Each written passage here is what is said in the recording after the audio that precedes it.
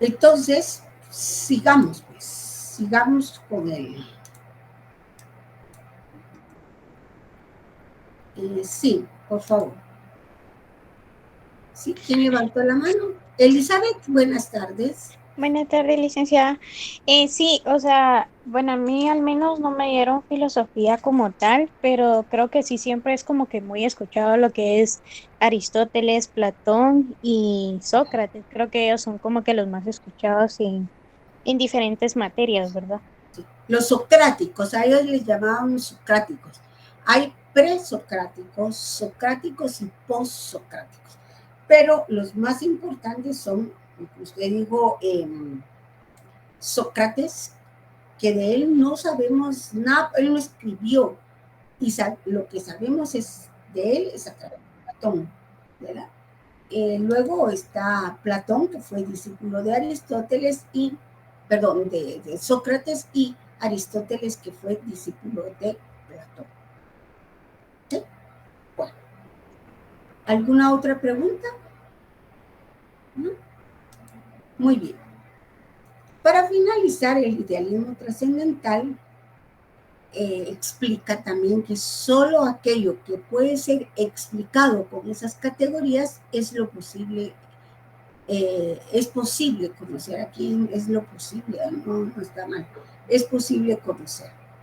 Fuera de ello, cualquier cosa queda fuera de los límites del conocimiento. Kant llamó naturaleza a lo que queda dentro de lo posible y planteó que solo podemos conocer la naturaleza. Aquí lo hago. Un momentito.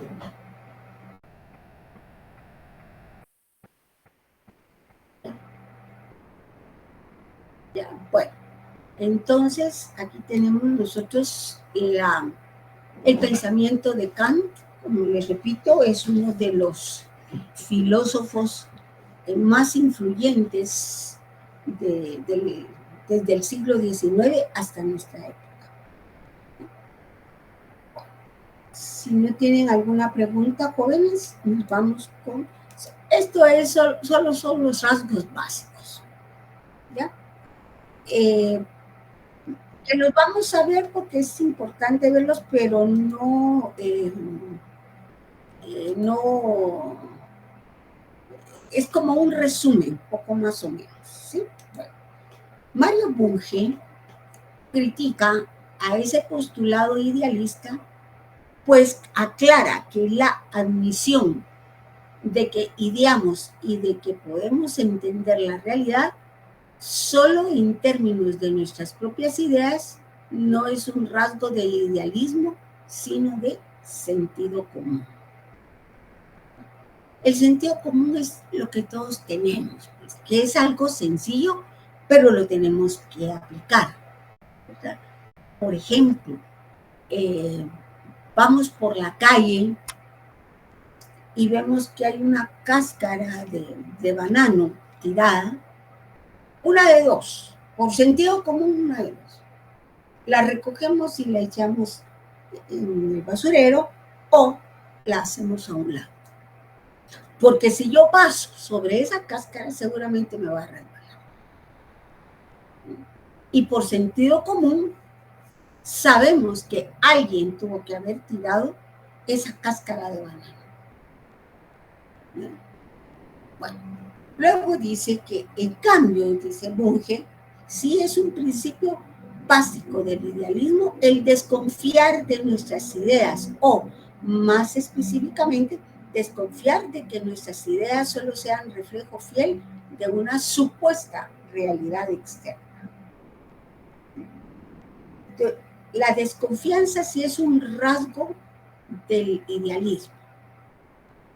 Ahora bien, para Ferrater Mora, el idealismo es fundamentalmente desconfiado y esencialmente cauteloso. Lo que estábamos hablando.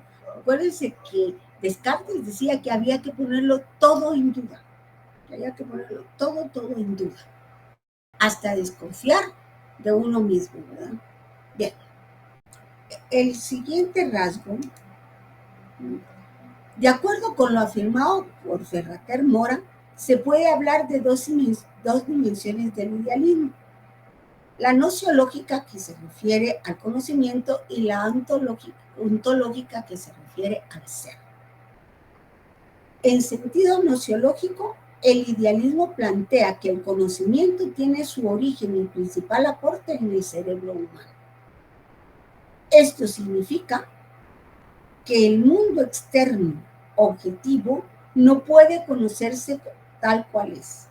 Es la mente la que construye ideas a partir de lo que percibe del mundo. Eso es según el idealismo. Ahora bien, en sentido ontológico, el idealismo plantea que el ser de las cosas no está en las cosas mismas, en su materialidad o existencia independiente. Más bien, el ser es una creación de la mente. Estas serían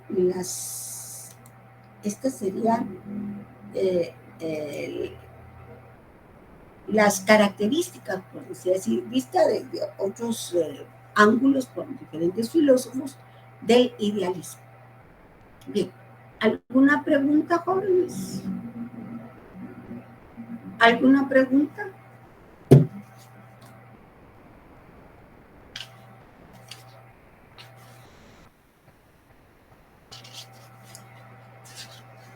No, licenciado. No, va. Mire, No, Ligda. en la página 169, vamos a ver si yo lo tengo todavía aquí. Creo que está.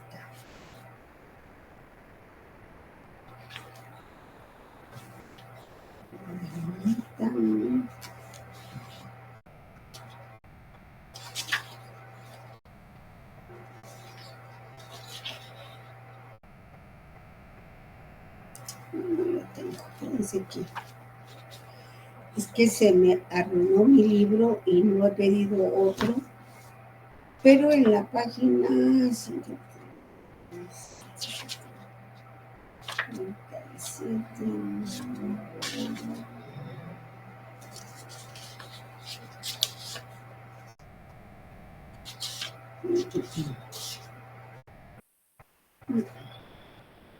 no tengo esas hojas, voy a tener que buscarlas para ver si podemos ir haciendo un poquito, o por lo menos las actividades, que creo que eso sí les va a ayudar mucho. Bien, entonces, como nosotros ya vimos el materialismo antes de hablar de Aristóteles, vamos a entrar a ver ahora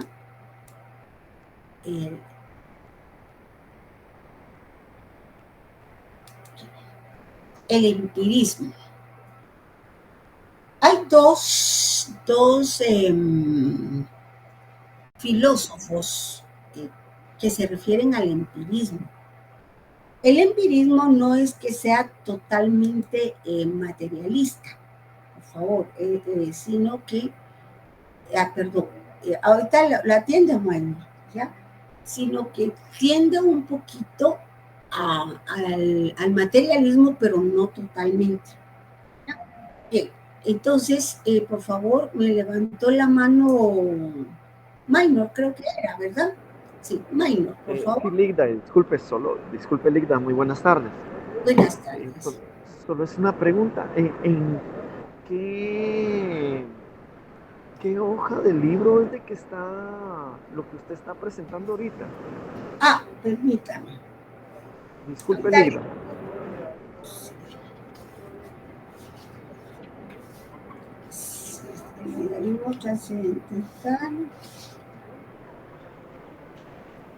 Es la página 34, compañero. Sí, 34. 34. Muy amables, gracias. Gracias, Ligda. Gracias, compañeros. Bien. Entonces, ¿también levantó la mano alguien más? ¿No? Bueno. Sí, licenciada, solo era para decir el nombre de la página. Muchas gracias, Odalis. Muy fina. Perfecto. Entonces vamos a hablar un poquito del empirismo. John Locke y Jung. ¿Ya? Bueno. El empirismo es otra corriente que tiene elementos en común con el materialismo, pero repito, no es que sea materialista, tiene elementos que concuerdan con el materialismo, ¿ya? Y aquí lo dice, no puede afirmarse que los empiristas sean materialistas.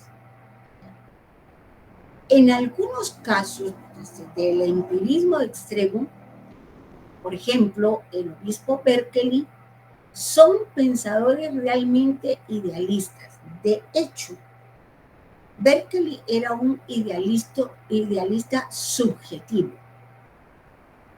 Bueno, casi de la línea de Kant.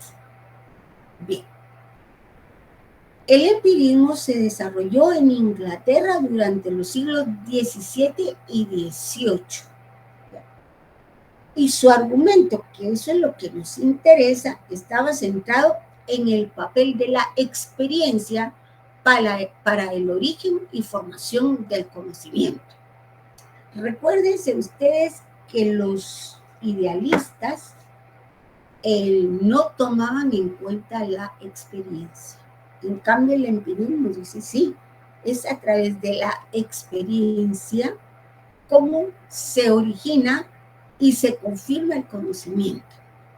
Cuando hablemos de John Locke, él va a afirmar que cuando nacemos, nuestro cerebro es como un pizarrón en blanco y que es a través de las experiencias como se va llenando de conocimiento. Ya lo vamos a ver en este momento. Aquí está. John Locke.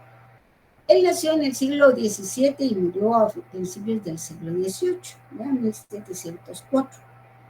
Y él pensaba que las ideas son reflejo de lo que se capta por medio de los sentidos. Vean ustedes que esto es totalmente contrario a lo que decían los idealistas. Al nacer, nuestro pensamiento es como un pizarrón en blanco. Y las experiencias son las que van llenando ese pizarrón.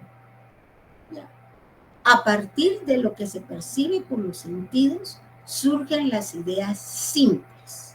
Bueno, vamos a ver esto.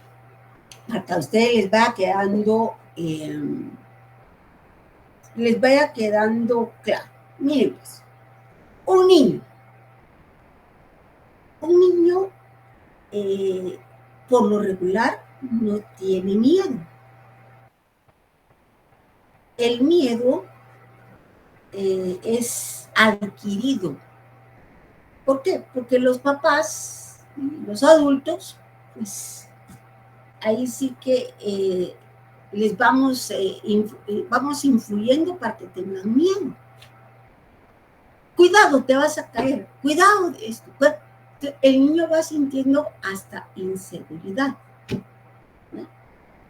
Pero ha pasado, y ustedes lo dirán, bueno, tal vez dirán ustedes, es un descuido esto, ¿no? Que un niño llega y puede caminar a la orilla de una banqueta, ¿verdad? Y la mamá, cuidado, te vas a caer. Pero en ese momento el niño no tiene miedo. Es el grito el que le va a provocar que el niño se caiga y el niño va a sentir dolor. Dolor por la caída. O un niño que pone su manita en una plancha por curiosidad, porque el niño es curioso y pone su manita en una plancha que está conectada, lógicamente la va a quitar, ¿verdad? Porque se va a quemar. Entonces, esas experiencias, el niño no sabía qué es quemar, no, que es sentir ardor por una quemada. Pero cuando ya la experimenta en su pensamiento, ya va quedando la idea de que es el ardor o una quemada. Y a eso se le llama ideas simples. ¿Ya? ¿Vamos bien hasta acá? Bien. Pero, seguía afirmando John Locke, el cerebro no es pasivo. Todo lo contrario, El cerebro va relacionando, analizando y organizando estas ideas simples y así surge lo que él llama y hoy nombra como ideas de reflexión.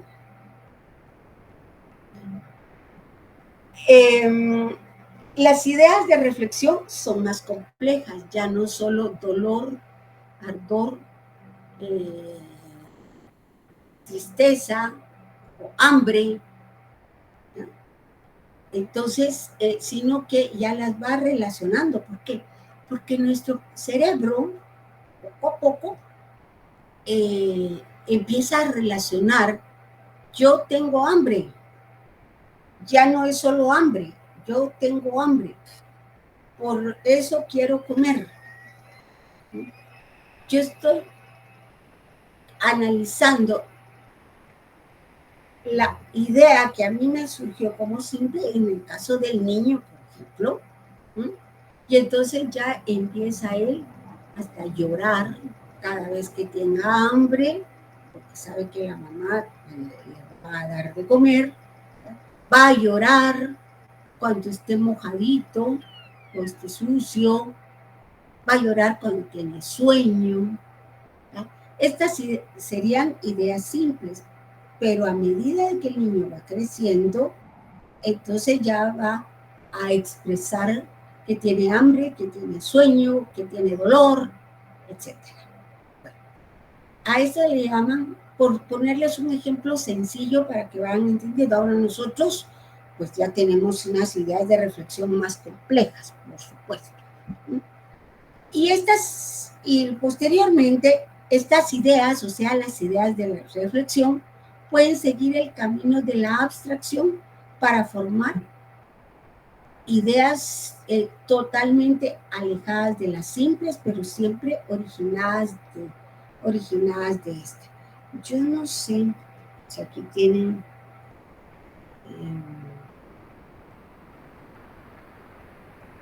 aquí tienen un ejemplo, dice. El cerebro no es pasivo. Relaciona, analiza, organiza las ideas simples y así surgen las que él nombra como ideas de reflexión. Al juntar las percepciones, perdón, es que como no devuelven, formamos conceptos como manzana, ya sabemos que es una manzana, pera, mango, ¿ya?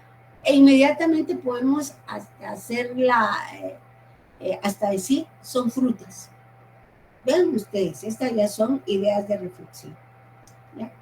Las ideas de reflexión pueden seguir camino de la abstracción para formar ideas totalmente alejadas de las ideas simples, pero siempre originadas de esta. Por ejemplo, me gusta el pay de manzana. Vean ustedes, ya es una idea más compleja, pues. Ya no solo ya no solo la manzana, ¿ya? Sino que las que se puedan originar de todas esas. Bueno, no sé si tienen alguna pregunta, jóvenes, alguna duda. Perdón.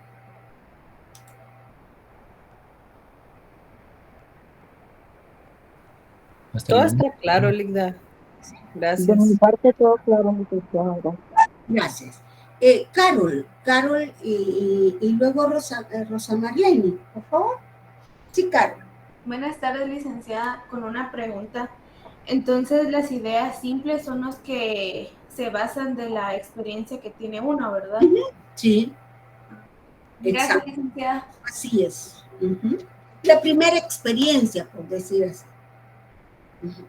Bien. Sí, Rosa Marlene. Buenas tardes, licenciada. Sí, era lo mismo que la compañera iba a preguntar, lo que yo iba a preguntarle. Gracias. Yo lo que quiero que les quede claro es que el empirismo se basa precisamente en las experiencias que son las que a través de ellas podemos obtener conocimiento. Eso es lo que dicen John Locke y todos los empiristas, ¿verdad? Entonces, esa es la base propiamente del empirismo. Bien, ahora pasemos a David Hume. Fíjense que no son contemporáneos con John Locke, porque John Locke muere en 1704 y David Hume nace en 1711, prácticamente 7 años después, ¿verdad? Y muere en 1776. Este pensador sostenía que una idea es válida solo si se origina y puede ser reducida a una impresión, o sea, una percepción concreta. Dicho más sencillo, dice que la idea es válida, ¿no?, si se origina de una percepción concreta, de lo que yo pueda ver, de lo que yo pueda sentir, de lo que yo pueda oír.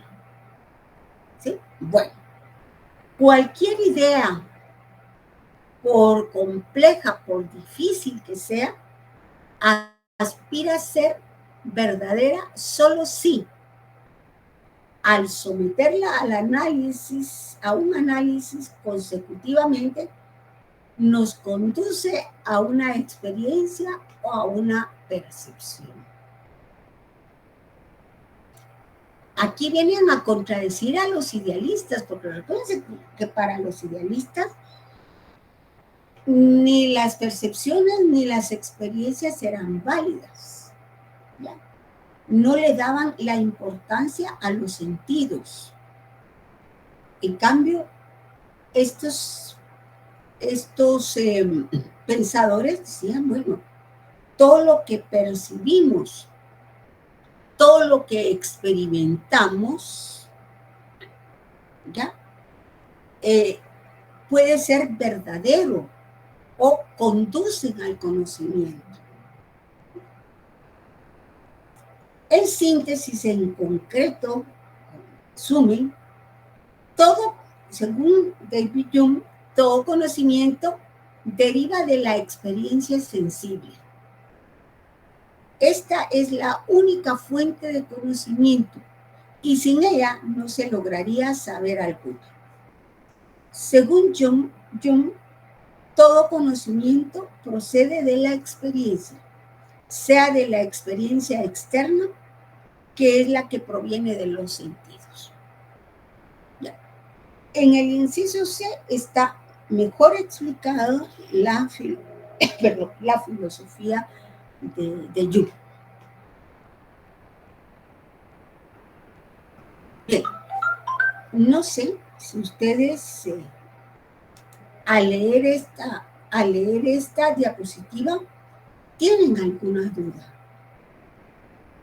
Vamos viendo, pues, idealismo solo la idea. No toman en cuenta los sentidos. El conocimiento está en el sujeto. Los empiristas dicen no. El conocimiento empieza por la experiencia. Y más allá de donde se van formando en el cerebro todas las ideas, porque el cerebro es como un pizarrón en blanco, pero así lo decía Aristóteles. Cuando nacemos, perdón, estoy en clase. Entonces, Aristóteles decía que nuestro cerebro era como un pizarrón en blanco también, al igual que los empiristas. Recuérdense que estamos hablando del realismo aristotélico y estamos hablando del empirismo, ¿verdad? Como que tienen rasgos del materialismo, ¿verdad?, pero sin ser materialistas. Bien. Entonces, esta es la expresión de ellos con respecto al conocimiento. Toda idea es posible siempre y cuando provenga de una experiencia. Eso es, si quieren ustedes, muy simple, pero esa es la esencia. ¿Alguna pregunta, jóvenes?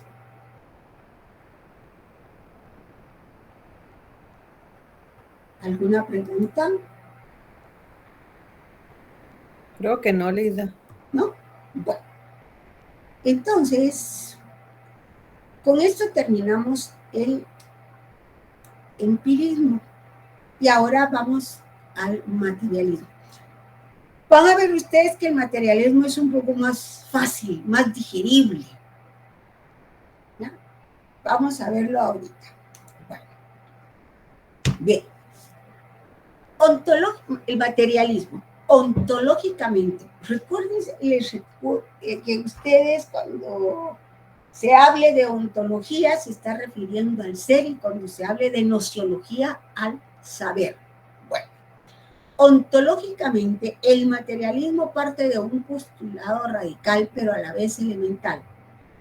La realidad se compone exclusivamente de materia. Aquí ustedes van a poder participar, comentar, por favor, porque esto es mucho más fácil, ¿ya? La materia es todo aquello capaz de cambiar. Ya está hablando de cambio, pero no de cambio mecánico, oyen, sino de cambio dialéctico. La realidad no es otra cosa que todas las entidades materiales conectadas entre sí, es decir, la concatenación. Una objeción que se le hace al materialismo es su falsa identificación con el realismo ingenuo. El realismo ingenuo, sí, el realismo ingenuo de que hablan acá es, por ejemplo, en la antigüedad habían pensadores como Heráclito, que ellos pensaban, su pensamiento era distinto al de Platón y al de todos los idealistas, pues de corte idealista, porque recuérdense que no existía el idealismo y el materialismo como conceptos, ¿verdad? Entonces, Heráclito era que afirmó que el origen de todo lo existente, toda la materia era el fuego. Y él observaba que el fuego se movía, no permanecía fijo. ¿Ya? Y entonces él decía, bueno, todo se mueve. Si se mueve el fuego, todo, que es el origen, todo se mueve. Nada permanece igual. Y de ahí su famosa frase, ¿se acuerdan? Nadie puede bañarse 2 veces en el mismo río. Porque aunque salga y vuelva a entrar, ni es la misma persona, les explicaré después por qué eso, ni las aguas del río son las mismas. Ese es un materialismo ingenuo. Entonces, pero Heráclito estaba sentando las bases de lo que más tarde, 25 siglos más tarde, se le llamaría dialéctica. El materialismo científico rechaza esa visión ingenua de la realidad. Bueno, es que recuérdense que la ciencia no puede aceptar cualquier visión, pues tiene que estar fundamentada. Bueno, en el ámbito, sí, perdón, Elizabeth, sí.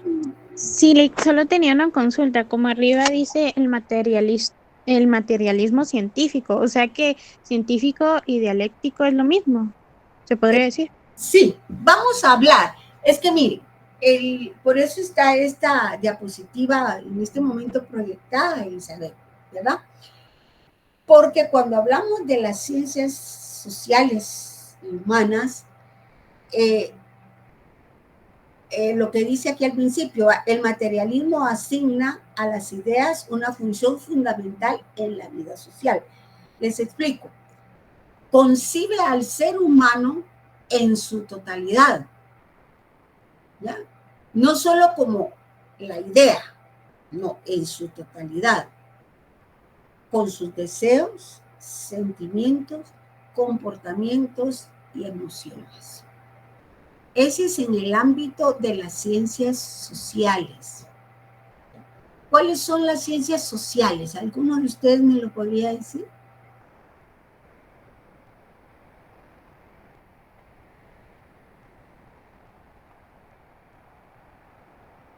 por ejemplo, la psicología. ¿Qué otra? La sociología. Sí, Anthony. La antropología. La antropología, exacto. Muy bien, sí, Jimmy también es.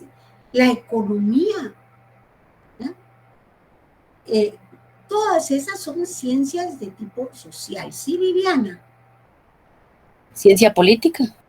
Ciencia política, la historia también. Es que no podemos nosotros pensar que solo estamos en el presente, no. La historia, ustedes están recibiendo historia, ¿verdad? El enfoque, pues, es que desde que vinieron los españoles o desde antes, las culturas precolombinas, bueno, ellos tenían una cultura. Entonces, por eso es que cuando se habla de las ciencias sociales y humanas, el materialismo dice, todo ser humano tiene deseos, tiene sentimientos, tiene comportamientos, tiene emociones. Y a veces no entendemos por qué el comportamiento, ¿ya? Por qué esos deseos, pero cada uno de nosotros tenemos todo esto, que lo está diciendo el materialismo.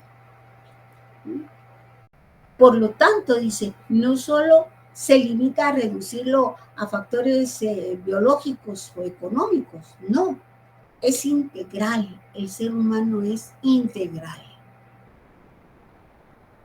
¿Ya? Somos integrales. No solo somos dinero, no solo somos sexo, si ustedes quieren, no, somos seres integrales. El materialismo nunca niega la importancia del pensamiento, fíjense que eso es algo importante, y de las ideas para la organización de las sociedades, las escuelas, las empresas, etc. Pero hace énfasis en que estas ideas, el pensamiento mismo no puede existir fuera del cuerpo que las genera. Por eso está en contra del idealismo. Repito, solo hace énfasis en que estas ideas, el pensamiento mismo, no puede existir fuera del cuerpo que las genera. Ya vamos a ver también entre las categorías, la esencia y fenómeno. Todo cuanto existe tiene una esencia, algo que las hace ese elemento del que hablaba Platón, ese elemento fijo, inmutable, que no cambia y que está en todas las cosas. No se puede ver, no se puede tocar. Entonces necesita de algo para manifestarse, y a eso se le llama fenómeno, esencia y fenómeno. Es una de las categorías de la dialéctica. Bien, ¿pregunta? ¿Alguna pregunta respecto a esto?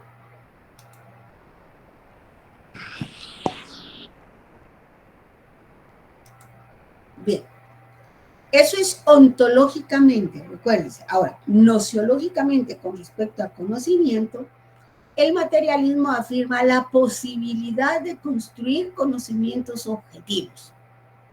Fíjense usted, afirma la posibilidad de construir conocimientos objetivos.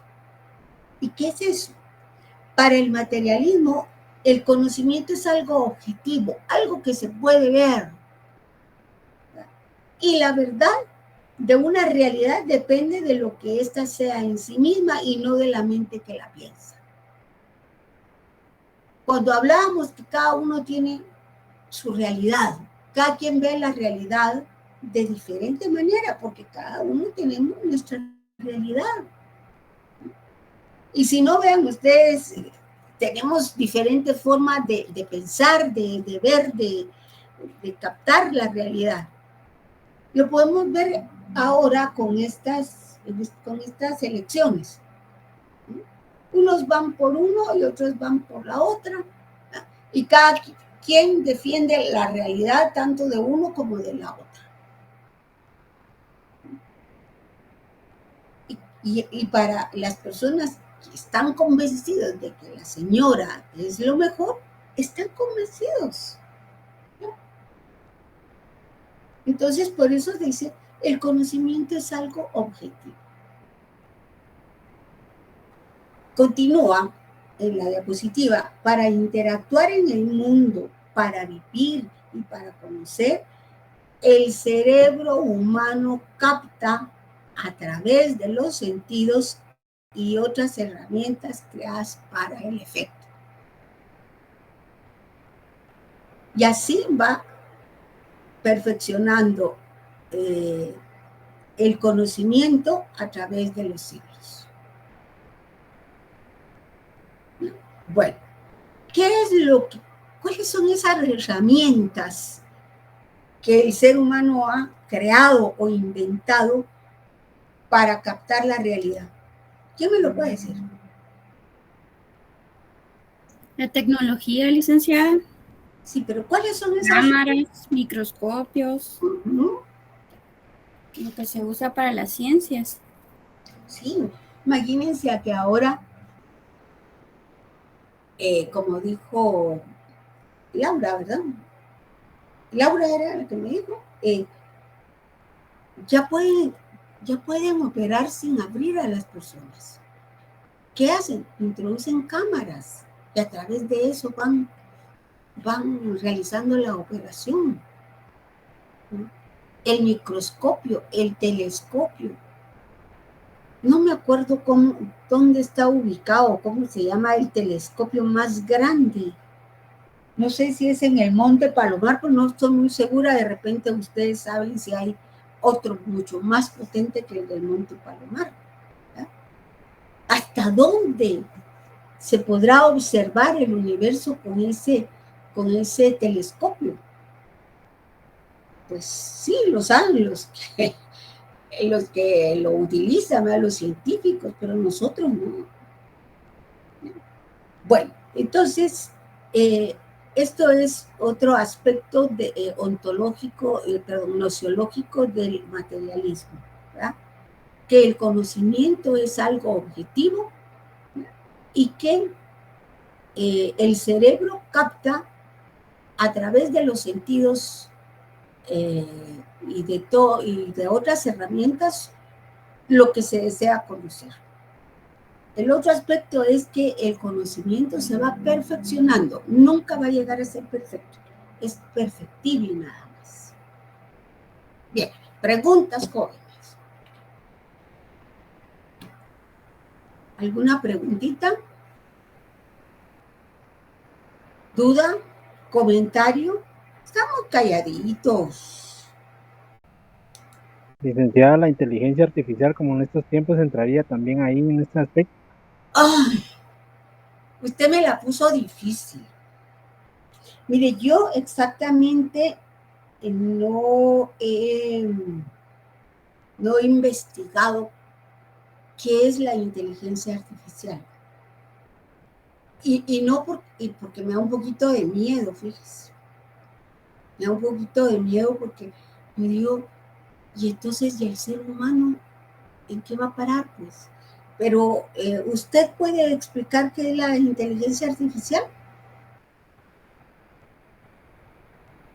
No, licenciada, es que como respecto a la parte donde dice para interactuar en el mundo y para vivir y para conocer, el cerebro humano capta a través de los sentidos y necesita herramientas creadas para el efecto. Entonces, como la inteligencia artificial ha venido evolucionando en los últimos tiempos, e incluso comentan lo mismo que usted acaba de decir, de que están temerosos de que esto pues se pueda salir de las manos, ¿verdad? Porque sí, es algo que va evolucionando y como que va a grandes pasos, ¿verdad?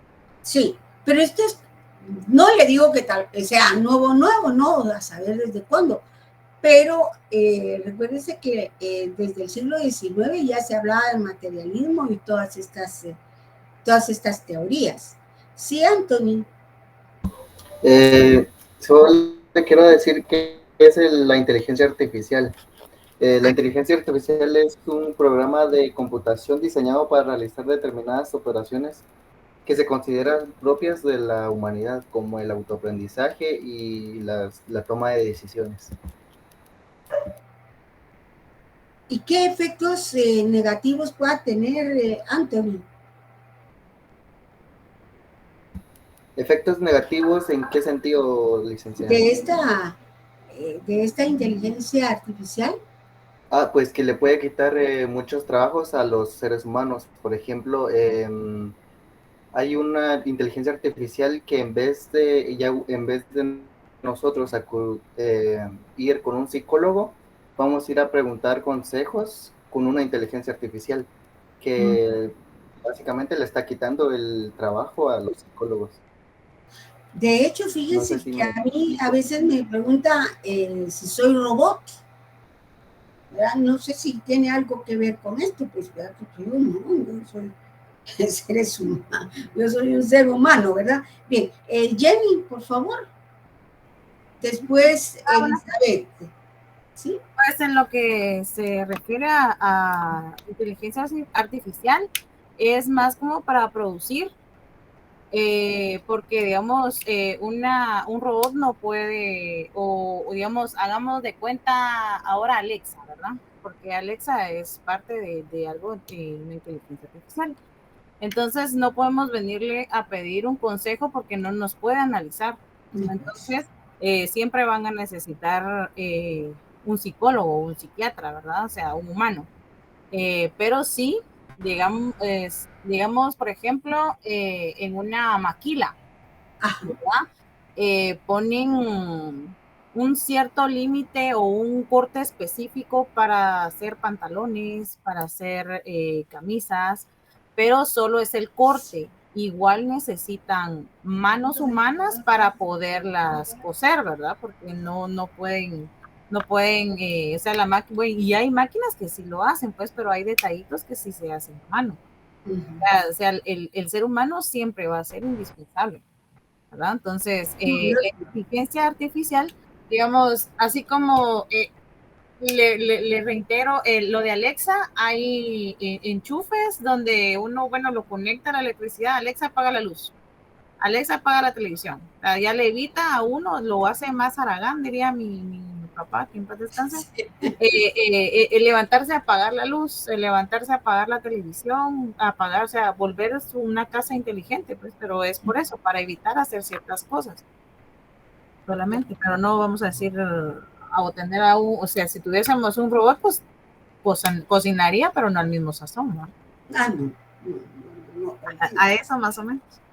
Gracias, Jenny. Miren qué bonito que nos instruyan, que con la experiencia, por los conocimientos que ustedes tienen, pues nos ayudan a todos, ¿verdad? Elizabeth. Sí, yo pienso que también lo del tema que estamos hablando, también creo que es dependiendo del uso que le dé el ser humano. Porque, por ejemplo, la tecnología ha ido avanzando, pero también hay personas que lo utilizan para mal. Entonces, siento que ahí es donde tenemos que saber cómo utilizarla, ¿verdad? Sí. Gracias, Elizabeth. Sí. Jessica. Jessica, ¿ya no va a participar? Bueno. Sí, licenciada, perdone. Fíjese que en respecto al tema, yo creo de que la inteligencia va avanzando conforme el ser humano está volviendo más haragán. ¿A qué voy? Hace como una semana aproximadamente en una emisora, yo escuchaba a un caballero que indicaba que le habían dejado como presentar un proyecto muy importante ante la empresa. ¿Qué pasó? Que esta persona vino y acudió a una inteligencia artificial y le dijo, si tú fueras un arquitecto, ¿cómo harías tal cosa? Y esta máquina o mente, como lo podamos ver, le contestó y le hizo los gráficos y todo. Vino él y se presentó ante sus jefes y él se burlaba, en la emisora él se reía, porque él decía que gracias a esa inteligencia, él había conseguido un puesto que él no merecía y había conseguido un puesto, o sea, una economía más elevada. Entonces yo creo que acá lo que estamos nosotros haciendo, los mismos seres humanos, dándole la importancia a ese tipo de inteligencias a que nos hagan a nosotros a un lado. Si bien es cierto, van a necesitar de nosotros, pero del 100% del ser humano se podría decir que ya no van a necesitar el 100, sino van a necesitar un 25, solo para que supervisen si hay algún defecto, pero no más allá. Entonces ahí es donde entrarían muchas carreras y muchas personas con título a empezarse a quedar a un lado debido a este tipo de inteligencias que estamos formando, al brindarles toda la información. Tiene razón, Jessica. Óigame, hace ya unos años los arquitectos hacían sus planos ellos con cálculo y todo.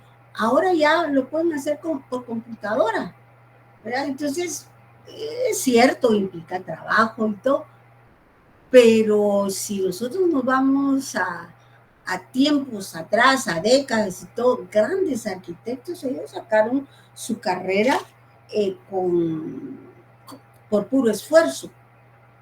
¿Verdad? Exacto. ¿Verdad? Bien, muy bien. Entonces, si ya no hay ninguno más, seguimos, por favor. Bien, seguimos hablando de materialismo, ¿verdad? Recuérdense que ontológicamente el materialismo dice que el conocimiento es objetivo, ¿verdad? Y para lograr el conocimiento verdadero y objetivo, el ser humano ha desarrollado las ciencias naturales, ¿ya? Su método e instrumento. ¿Cuáles serían las ciencias naturales? ¿Alguno de ustedes me puede decir? ¿Cuáles serían las ciencias naturales? La biología. La biología. Ajá. La geografía. Sí. La medicina también, ¿verdad? Entonces, vean, pero para eso es necesario tener método e instrumentos. ¿Sí? Bien, seguimos. De acuerdo con los idealistas, no se puede confiar en los sentidos, porque estos pueden equivocarse y confundirnos. Eso lo tenemos que repetir, ¿verdad? En cambio, los materialistas dicen que al igual que los sentidos, el pensamiento también puede estar errado. Además, plantean que es posible conocer el mundo objetivamente a partir de los datos que él, es decir, el mundo, nos ofrece. Por lo tanto, los planteamientos materialistas los podemos resumir en 3 principios. El primer principio es que la materia existe fuera de todo espíritu y no necesita de él para existir. Por ejemplo, el desierto de Sahara siempre ha existido. El río Nilo siempre ha existido, ¿ya? Y no se necesita de una idea o de un espíritu, por favor no lo vayan a confundir con lo de religión, ¿ya? De ningún espíritu, de ningún pensamiento para que él pueda existir. Ponía en el libro, ¿verdad? Hay lugares tan remotos aquí en nuestro país que existen, pero nosotros jamás hemos pensado en ellos. Ni sabemos que existen, pero el hecho de que nosotros no sepamos que existen, ni que hayamos pensado en ellos, no quiere decir que no tengan una existencia material. Bien, el otro principio es la materia produce al espíritu, es decir, la preeminencia de la materia sobre el espíritu. Y oigan esto, no existe espíritu sin materia, pero sí materia sin espíritu. Repito, espíritu no quiere decir lo que nosotros vemos la idea que tenemos nosotros en la religión. Si quieren ustedes, para que no confundirse, no existe idea sin materia, pero sí a la inversa. Materia sin idea. De la materia orgánica que constituye el cuerpo humano, surge el cerebro y de este todas las ideas. Primero el cerebro y después las ideas. C. El cerebro humano puede conocer a través de la razón. En esto coincide con el idealismo. Auxiliándose en instrumentos por él creados. Y por medio de los sentidos se envían datos al cerebro. Esto los ordena y sistematiza para elaborar conceptos y definiciones. Bien.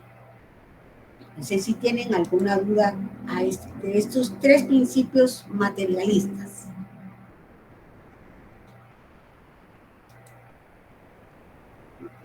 ¿Alguna pregunta, jóvenes?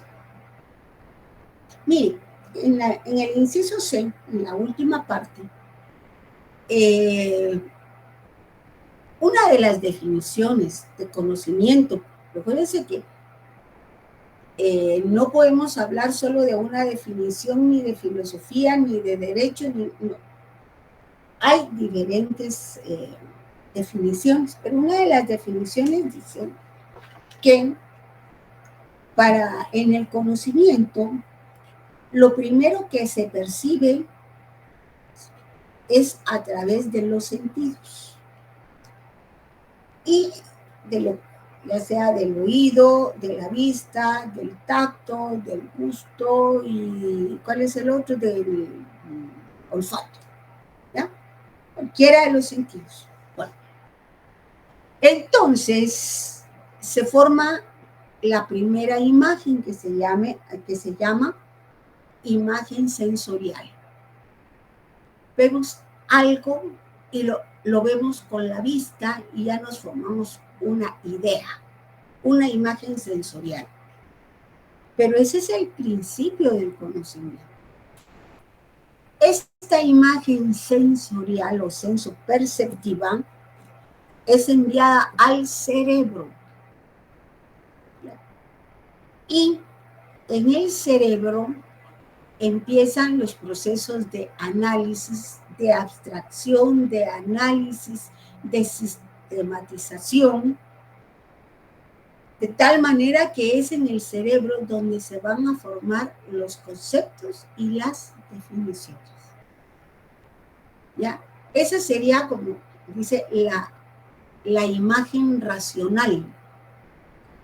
Pero esta imagen racional tiene que elevarse, ¿ya? A otro análisis más profundo, que es el de la práctica, para poder encontrar la verdad. Así es como se produce el conocimiento. Esto sería un principio puramente materialista. Bien, ¿alguna pregunta, jóvenes? No, licenciada. ¿No? Sí, claro, licenciada. Bien. Ahora bien, vamos a ver los planteamientos del materialismo. Lo que vimos primero fueron los principios, ahora los planteamientos. 1. El materialismo plantea el carácter evolutivo, dinámico, histórico de la materia. ¿Qué quiere decir con esto? Que el ser humano, como producto más desarrollado de la evolución permanente, se convierte en sujeto consciente de la misma. Bien. 2. Vamos a ver estos tres y analizando, ¿verdad? Su aparición, estamos hablando del ser humano, ¿verdad? En la escala evolutiva significa un cambio cualitativo. Con él, la materia puede adquirir un rumbo consciente y acorde a sus necesidades. 3. Por lo tanto, ya no solo es objeto, sino también se convierte en sujeto de la historia, quien hace la historia y quien puede cambiarla. Miren, estos tres planteamientos son muy importantes. En primer lugar, habla que toda materia evoluciona. Toda materia evoluciona. Nosotros como materia evolucionamos, la naturaleza evoluciona, las sociedades evolucionan. Es decir, al haber una evolución hay un cambio. ¿Ya? Entonces, y en el segundo planteamiento habla de la escala evolutiva del ser humano. Yo no sé si ustedes han visto algunas gráficas donde empieza el ser humano que ni siquiera camina en 2 pies, ¿verdad? Sino que está prácticamente en 4. Y poco a poco el ser humano se va irguiendo, va cambiando, va evolucionando hasta llegar al ser humano actual. Eso no quiere decir que el ser humano actual no vaya a cambiar, a seguir evolucionando. Claro que sí, claro que seguirá evolucionando. Y nosotros lo podemos ver en nuestra vida, en nosotros mismos, cómo hemos evolucionado, cómo hemos cambiado. Nuestra sociedad, cómo ha cambiado. Y seguirá cambiando. La naturaleza también cambia y seguirá cambiando. ¿Ya? No es fija, no es inmóvil. Y esto es un planteamiento del materialismo. Por eso, en su tercer planteamiento dicen, ¿ya? El ser humano ya no es solo objeto de estudio, sino es un sujeto de la historia, es decir, quien hace la historia y quien puede cambiarla. Y yo agregaría, y aprovecharse de la naturaleza. Bien, estos serían 3 de los planteamientos. Miren, creo que son 1, 2. Bueno, sigamos pues. 4. La materia, entonces, está en constante cambio, como producto de las contradicciones internas. Y aquí ya habla de la primera ley de la dialéctica, ¿ya? La unidad y lucha de contrarios. Toda materia está concatenada. El primer principio de la dialéctica, del materialismo dialéctico. ¿Ya?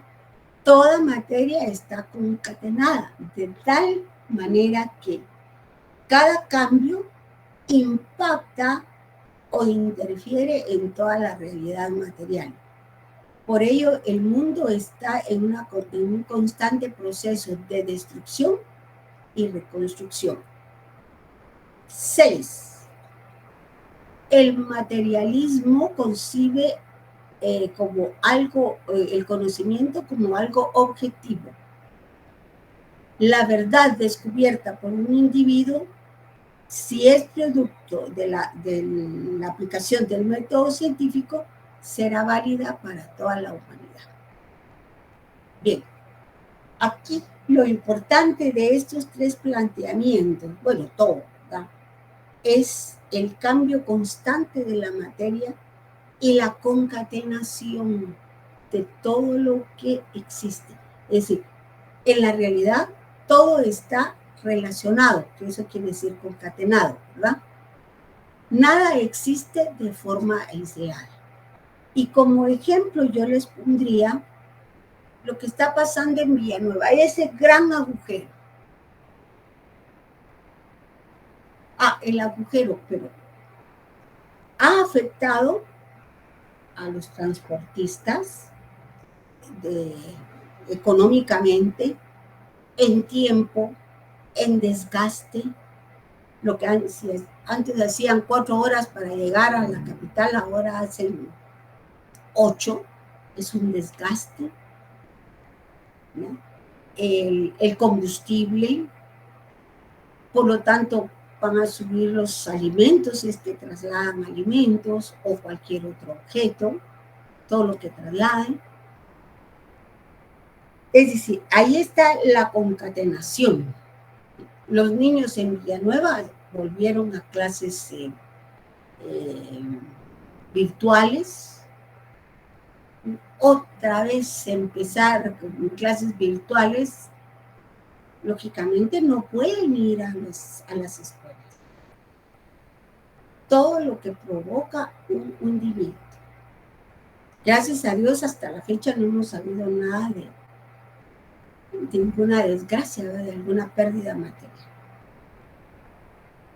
Bien. Quisiera terminar acá. Antes de... El conocimiento, también es el otro planteamiento, es perfectible, eso ya lo habíamos hablado. El sujeto que descubre la verdad puede equivocarse en algunos aspectos, por lo que pueden ser revisados, modificados y perfeccionados posteriormente. El materialismo dialéctico supera el subjetivismo de Kant. Este pensador asumía que el conocimiento se construye en el encuentro entre la experiencia y las categorías a priori que posee cada individuo. Es decir, que el conocimiento termina siendo subjetivo porque depende del sujeto. En cambio, el materialismo, sin negar la base a priorística del conocimiento, pone énfasis en la realidad material externa a la conciencia. Hasta aquí el materialismo. No sé si tienen alguna duda, alguna pregunta. Yo sí quisiera que leyeran en su libro esta parte. Y el próximo viernes, es que con ustedes me toca tan lejos, ¿verdad? El próximo viernes, que sería viernes 11, empezamos con la diapositiva 39, ¿ya? Pero antes de empezar con la diapositiva 39, que es el intersubjetivismo, yo quisiera que si ustedes ya leyeran, me formularan preguntas. Por favor, recuérdense que de lo que ustedes puedan aprovechar en un momento y hacer todas las preguntas, resolver dudas, de eso va a depender el éxito de su examen. ¿Correcto? Bueno, entonces, jóvenes, como ya faltan 6 minutos para las 7, yo les deseo feliz noche. Nos vemos el próximo viernes, ¿verdad? Y les sugiero que ustedes lean toda esta parte del materialismo, y si tienen del idealismo también, ¿verdad? Para satisfacer al principio de la clase todas las dudas y terminar con esta lección y empezar con la lección 3. Feliz noche para todos, para todas. Que descansen. Feliz noche, licenciada. Feliz noche, colegas. Licenciada. Feliz noche, licenciada. Feliz noche, licenciada. Feliz noche.